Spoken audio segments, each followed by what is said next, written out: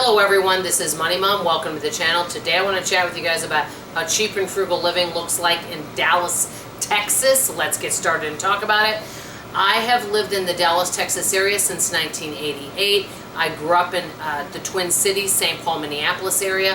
I think many people would agree that living in a bigger city can be more expensive, and there are some things that are definitely more expensive here than if I lived in a smaller town, and I will tell you about that. And I'll tell you how right now in 2023, how are we doing it a little bit cheaper and a little more frugally.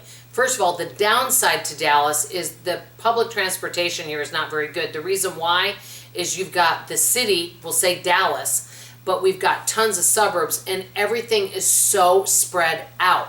Not all the systems here at all the suburbs even have busing available to it.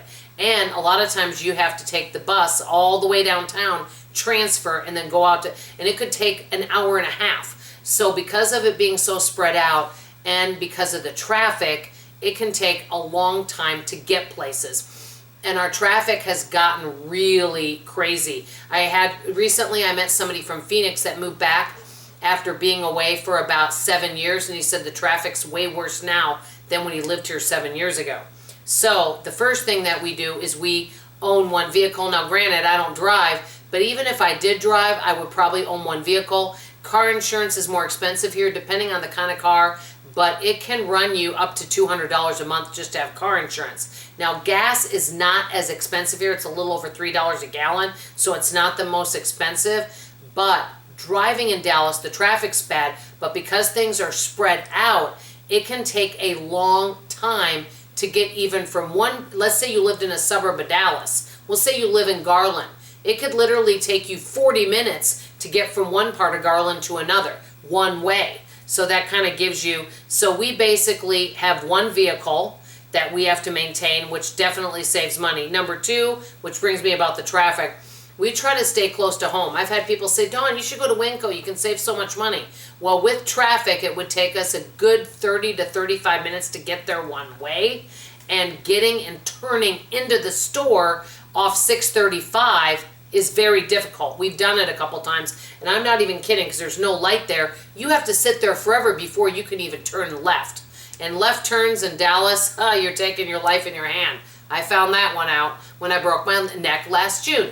So honestly, staying as close to home as possible and trying to do everything locally is one way to save a lot of aggravation, wear and tear on the car, and a lot of money. Number three, restaurant eating. Yes, I go out to eat sometimes, but I have found a lot of it does not bring me value. The average family in Dallas, and this is just two people, if they go out to eat, the average is about $70. That must mean with tip and drinks and things.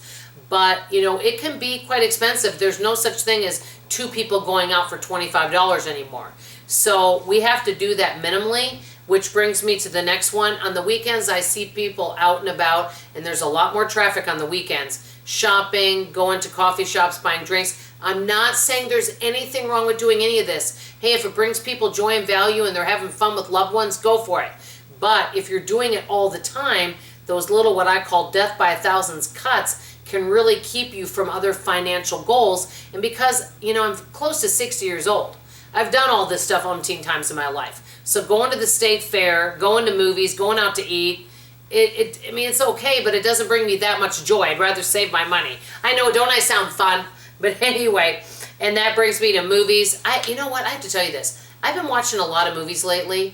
You know, most of them just don't interest me that much. I don't know if there's just something wrong with me or what, but I haven't found that many great movies that I'm like, what? That it gives me a wow factor. Okay, then number six, what I try to do is do anything free that's in the city. Like in downtown Garland, they'll have free movies that they do once a month. We'll do something like that sometimes. But we have to be careful of the word free, because sometimes free can mean traveling, paying for parking, having to buy drinks or snacks. So sometimes a quote, what you think a free evening is, could end up costing you 50 bucks. So I know I sound kind of like a drag, but the best way for us to save money in Dallas is really look at what brings us value and spend time and money on that, and just, you know, pretty much be homebodies and find ways, hobbies where you can make money or hobbies that are free, like reading books off my Libby app, things like that, going on a walk with a friend, you know, all those types of things. So find things, spending time outside except when it's 103. You know, this is how I save money in the Dallas area. I'd love to know from you guys. When you want to go out for the weekend, what are ways you save money? What are some free or very frugal activities you do? Let's hear from you in the comments below.